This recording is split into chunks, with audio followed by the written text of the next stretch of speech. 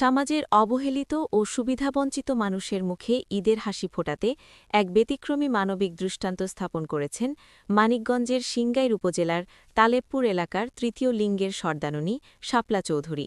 পবিত্র ঈদ উল ফিতর উপলক্ষে ৫ শতাধিক অসহায় মানুষের মাঝে নগদ অর্থসহ ঈদ উপহার বিতরণ করেছেন তিনি। বিস্তারিত জানাচ্ছেন সাভার থেকে খায়রুল ইসলাম অভি।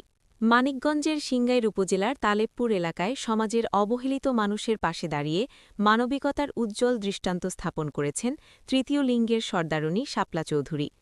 পবিত্র ঈদ উল ফিতর উপলক্ষে আজ ১৫ মার্চ রবিবার সকালে তার ব্যক্তিগত উদ্যোগে প্রায় ৫ শতাধিক গরিব, অসহায় ও দুস্থ মানুষের মাঝে নগদ অর্থ সহায়তা প্রদান করা হয়।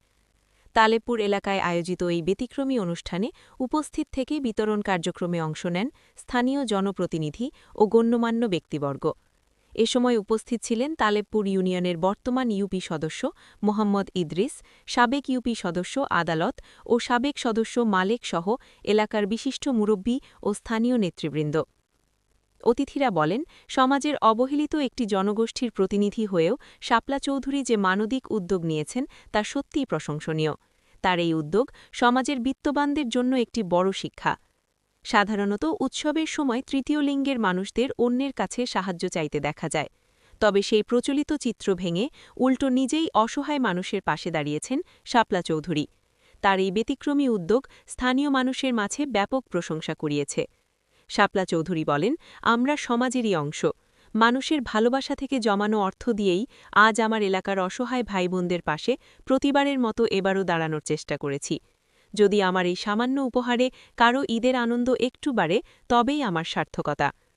অনুষ্ঠান শেষে উপস্থিত সবার মাঝে মিষ্টি বিতরণ এবং বিশেষ দোয়া মোনাজাতের মাধ্যমে কর্মসূচির সমাপ্তি করা হয়।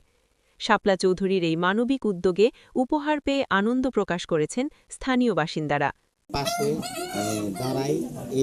দাঁড়াবো ৫০০ মানুষের। আমি সবসময় এই তেহারা আসলে আমি সবসময় তাদের পাশে দাঁড়ানোর চেষ্টা করি, আর যতকাল বাচ্চা আছে ততকাল দাঁড়াই যাব তাদের পিছনে।